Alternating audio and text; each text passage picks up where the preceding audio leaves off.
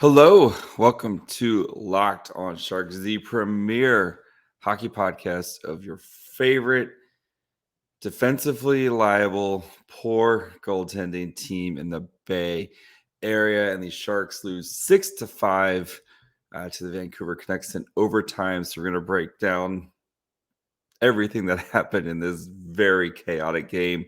Talk about the offense, talk about the defense, talk about Eetu Mäkiniemi's NHL debut, and more. So all that and more on today's episode of Locked on Sharks.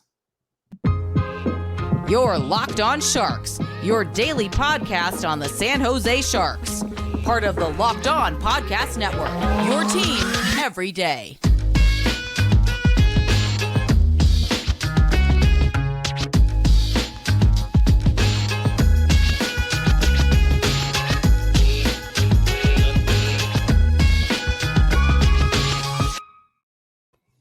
I'm your host, JD Young, contributor at Fear the Fin and San Jose Hockey Now. I want to thank you for making Locked on Sharks your first listen. We're free and available wherever you get podcasts. And of course, you can watch this on YouTube as well.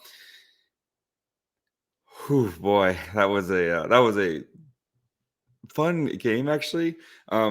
If you're going to lose games, at least make them exciting. And the Sharks have at least done that for us, right? Losing 6-5 in an overtime game.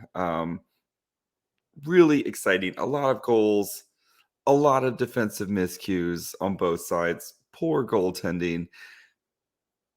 Just Erik Karlsson, beautiful passes. Kevin LeBanc snipes. Timo time. Jonah Gadovich scoring.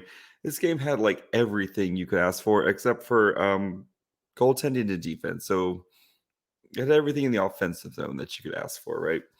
And I think the big takeaway is this is just who the Sharks are right now. They are a team that can put up a lot of points, especially when things are clicking, and a team that has nothing really on the blue line defensively. That is, we know what Erik Karlsson can do, but they don't have a defenseman who can kind of shut things down for them. And the goaltending has been poor this year. I mean, there's no other way to be blunt. It's just been bad goaltending from this team. And that's the perfect recipe for a tanking team to make things a lot of fun.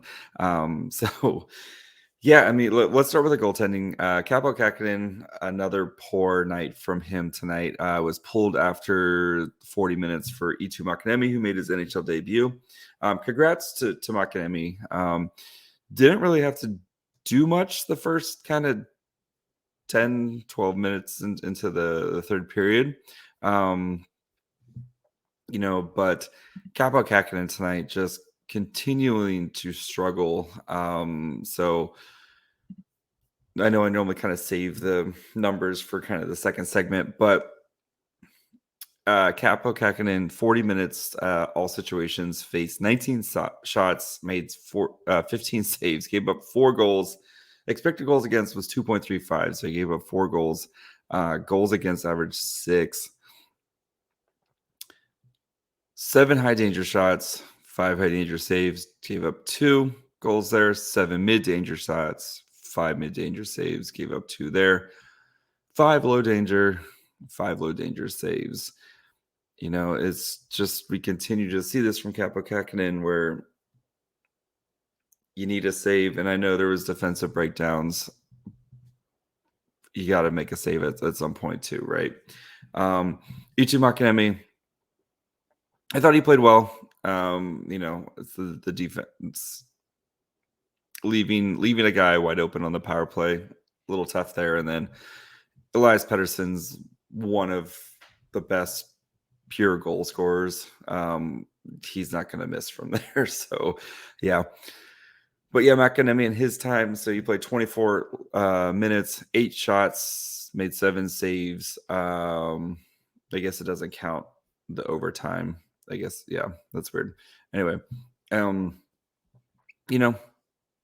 He played well, I thought. So especially kind of in his, the defense helped him out a little bit, but when they didn't help him out, they didn't help him out. So, um, you know, but that's just who this team is right now. They've spent a lot of resources trying to fix the forwards, and I know they signed Matt Benning this offseason, but again, that's a big need for them, is to fix the blue line at some point, and you can't outscore your problems, right? And again, I know the Sharks are a bad team and a bad team by design, and it's really fun, but you're going to have to put some resources into the blue line at some point. Whether it's high draft picks, multiple high draft picks, signing guys who can come in and there's still potential for them, instead of signing guys like Benning, who you know exactly what you're getting type of things. And, like you're hoping Hadaka and Merkley and, Knyzev, and if Knizov comes back, quick side note, it sounds like Knizov is kind of getting back to practicing here a little bit. So things are trending positively for him. So I expect to see him sometime this season, which is good news. Anyway, really quick, but the Sharks, they're going to have to put real resources into the blue line at some point, and hope that some of these prospects pan out, whether if it's, one of the three I just mentioned, again, Larock, who hasn't even played yet this year, Matthias Havled, who's played 2 games in SHL this year because of back injuries. You got to hope that one of these defensemen hits at some point. But the Sharks they're going to need to really rip apart and put back together this blue line, or else all this work that you've been doing with the forward group, the forwards are playing really well right now. All the forwards you have on the Barracudas are playing well.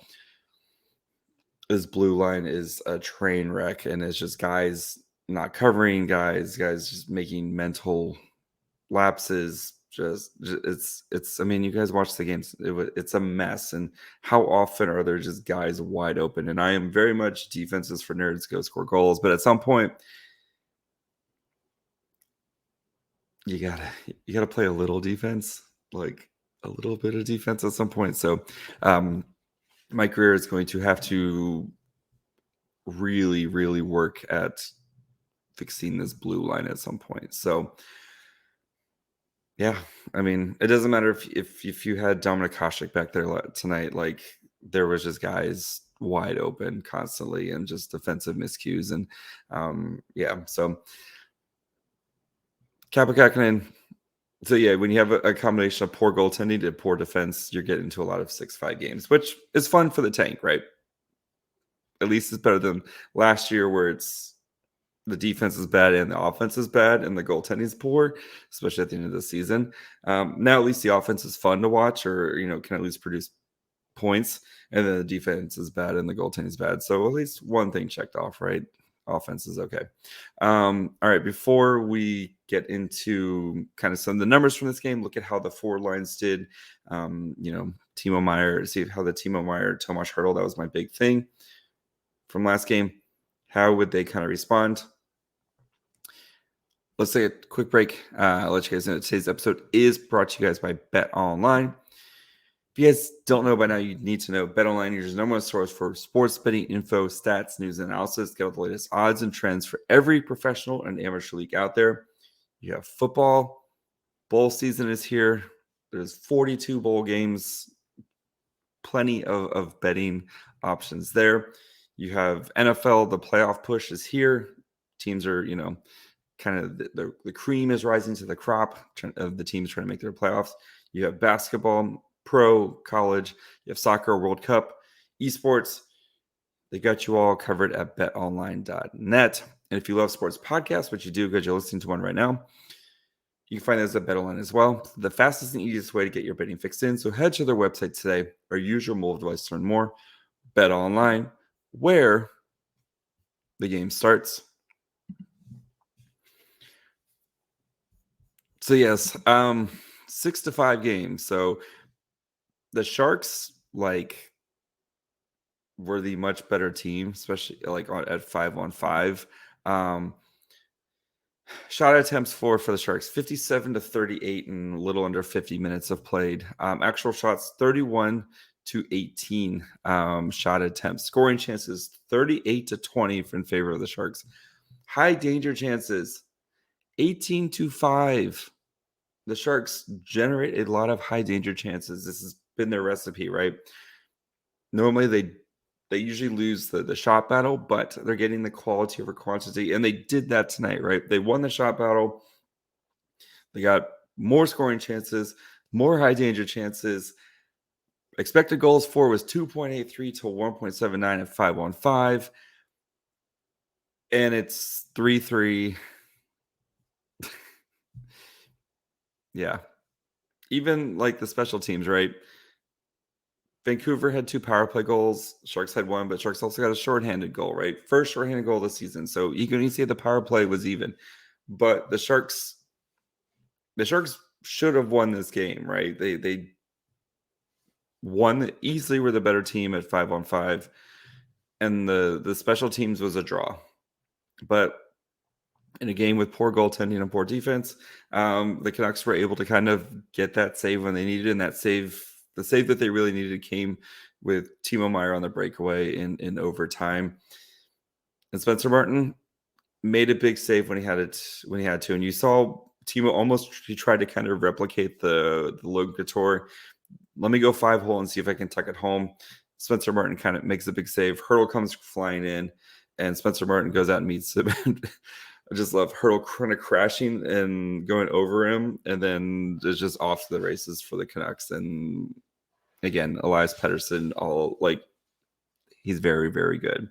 So I feel bad for Eetu Mäkiniemi, but by all accounts, the Sharks were the much, much better team tonight. But the Canucks have just been able to outscore their problems, and they did it again tonight, even though the Sharks, again, the high danger chances of 18-5 is absolutely bonkers at 5-on-5. Especially in the third period when the Canucks were down and had to kind of come back into this game, and the Sharks kept producing high danger chances.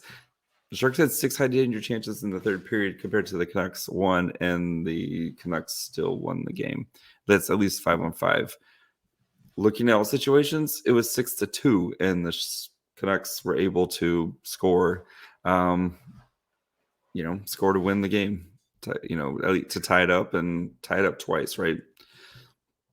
The shot chart for the Sharks is it's beautiful red right in front of the net, and again, this is what they're doing right now. They're just unable to get that save when they need it, or defensively cover guys, or when they need to, and we just see these collapses from them. Let's look at how the forward lines did, because the defense is a hot poo-poo mess. So Sharks forward lines. All right, time on ice. So the line that got the most time on ice: Barabanov, Couture, Benito. Right, I said if Barabanov plays, I really like this line to kind of get stuff going. 11 shot attempts, 4, gave up 6. Actual shots was 8-1. They did a great job shutting down their opponents. 1 goal for, 8 scoring chances, gave up 1. 4 high danger chances, and then 5 offensive, 9 neutral, 4 defensive zone starts. Svechnikov, Nico Sturm, Luke Cunnin. So Nico Sturm's first game back. Svechnikov on waivers came back. Waivers was just kind of a transaction to try to free up some cap space, right? Anyway, 9:19 time on ice together. They had a pretty solid night too. 10 shots for, 6 allowed. Actual shots on goal was 7-1. And 7 scoring chances, did give up 4. 3 high danger, gave up 1. 4-4-1 for the zone starts. LeBanc, Hurdle, Timo Meier.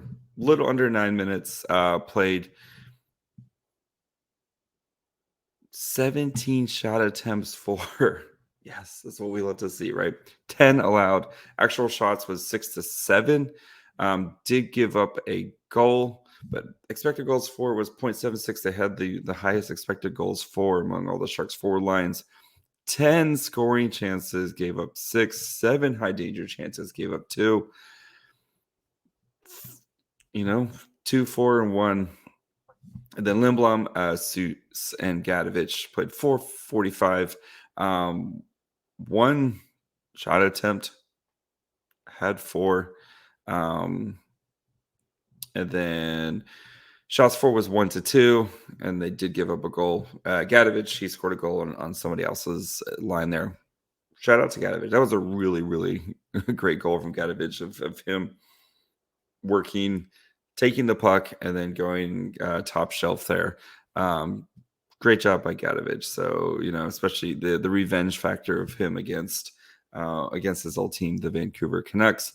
But by all accounts, everybody except for the fourth line played really well. And it continues to be goaltending and defense that is letting you down. So Mike Grier is going to have a busy offseason to try to fix that. So, yeah. Before we get into our kind of final segment, final takeaways, we'll look at the defensive numbers from our friends over at Money Puck here. Let's take a quick break. Talk to you guys about our friends over at the Locked On Sports Today podcast. So if you listen to Locked On Sharks, thank you guys for doing that. Now, when you guys are done listening to this episode, go check out the Locked On Sports Today podcast. From the games that matter the most to the biggest stories in sports, go beyond the scoreboard, behind the scenes with local experts and insights only Locked On can provide. Locked On Sports Today available on this app, YouTube, and wherever you get podcasts. All right, so the pulling up Money Puck right now, and they do their little probability of winning thing. The Sharks deserve to win this game by a lot. It's finishing up. I just pulled it up right now. So 56% times the Sharks would have won this game. So, but expected goal. All right, let's look at the Corsi for Scott Harrington. God bless you. Led when Scott Harrington was on the ice, the Sharks had Corsi 4 of 20, gave up 6. So that's good, I guess. But Benning, when he was on the ice, so 5. This is 5-on-5. Benning when he was on the ice, Corsi 4-8 shot Corsi against 18. Again, remember the Canucks in this game, 5-on-5. They only took 38 shot attempts, right? At 5-on-5, Benning was on the ice when they gave up 18 of those 38 shot attempts. Almost half of these shot attempts was from Matt when Matt Benning was on the ice. Vlasic, same thing. 9 shot attempts for, gave up 18. Let's see the other defenseman, right? Magna, Corsi 4-29, Corsi against 18. Carlson, Corsi 4-29, Corsi against 18. Positive, right? As long as you're out shooting them. That's kind of the thing. Shimmick, Corsi 4-19, Corsi against 8. So I think we kind of know where the issue was there. I know the Sharks, they're kind of in a tough situation right now, especially on the defense. You have Nick Cicek kind of is your only other guy right now. Ferraro's going to be back here soon, it sounds like. I would expect maybe Friday, but probably next week again. Try to give these guys a little bit more time. But again, it's, guy just kind of letting defensive guy just kind of making these mental errors, and then the goalies not helping you out as well. So it's just kind of, it continues to be the story for the Sharks going forward. So let's end this here. So we Cuda right now have a couple days off, right? They don't play again until Friday. I know the offense is playing well, right? But you just wonder how much longer until we see Eklund and Bordelot. Those are the two, right? Robbins, we'll see Robbins probably at the end of the season. I think they're going to give him the whole year down there to marinate. But at some point, right? Eklund, Bordelot. And I know there's plenty of let them marinate down in the AHL. And there's it's something I go back and forth with all the time. I had Hattie on the other day. We were discussing about kind of marinating prospects and how long they're going. But at some point too, you do have to see it and in the NHL. And Nico Sturm, if Nico Sturm's your 4C and Bordelot's your 3C, you're and then with Couture and Hurdle as you're down the middle, you got to be feeling really good right there, right? And like there's opportunities for these guys. I think to come in. We've seen them playing well in the AHL and with the Barracuda, and at some point you got to kind of, okay, let's see what they can do now. Can they take the next step right now? And I've kind of had the Christmas time is okay, like we know this team is just bad. It's time to look towards the future. And what's tough is Merkley is the kind of like this team needs defensive help, right? And Merkley is the one guy, but on that you're kind of excited about. I know Knyzev's had a pretty solid season so far with the Barracuda, and Hadeka's been hurt. But Merkley is the guy that you're like, okay, if you can kind of come in and help one, take some pressure off of Erik Karlsson so he doesn't have to do everything for this team defensively. But two, like just to help solidify that right side and not having to have Shimmick or Ferraro or whoever is playing on the third pair having to play on your offhand, and Matt Benning can slide down to the third. If Matt Benning's your third pair defenseman, great. Matt Benning defensively has been very, very strong this year. Doesn't provide you anything off. I know he had an assist tonight, but just doesn't. We talked about his shot attempt, the shots, right? Doesn't really provide you much offensively. Merkley's doing great so far this season, and we're just hoping at some point it's like, okay, we got to let these kids fly, especially as the season continues to get out of hand for the Sharks. And I know their schedule's a little bit softer, right? You play the Ducks, you play the Coyotes, you got the Flames who are kind of struggling through things right now coming up. But like, we know who this team is. This team stinks. They're fun to watch. They're way more fun to watch than they were last year, but they're just going to be hampered by poor goaltending and defensive miscues. And even when James Reimer comes back, James Reimer's starting to show a little bit of cracks there. I know he was dealing with injuries, but James Reimer's not going to save you and turn this team into a playoff team. Like I said earlier, you could have had Dominic Hasek back there tonight, and the Sharks were still giving up 4 or 5 goals. So, yeah, combination. So, yep. But again, at some point, Quinn and Grier they're going to have to realize what this team is, and you're going to have to play for the future. And getting those rookie lumps out of the way with Eklund and Bordelot, the faster you can do that, the faster you can start getting this core 2.0 on track for the Sharks and seeing what you have. So we'll continue to wait for the core, wait for those guys. Keep an eye on what they're doing in the AHL. But right now, it's enjoy the offensive fireworks and pray that you get a save every once in a while. So, yeah, that's going to be it for me today. I'll be back tomorrow. What's tomorrow? Friday. Yeah, we'll be back tomorrow to get you guys ready for the Ducks game. Then we'll have some time next week so we can kind of delve into some other topics and stuff like that. Again, Kudo play on Friday night. So I think I'll be doing a watch party on Friday night. Anyway, keep an eye on the Twitter page. So yeah, you can follow me at MyFryhole. Follow the show on Twitter, Facebook, and Instagram at Locked On Sharks. You can listen wherever you get podcasts, Apple, Spotify, Odyssey, all those places. Watch on YouTube. See my Couture jersey. The sweet. Thanks, Hal, for sending me the very sweet reverse retro scarf.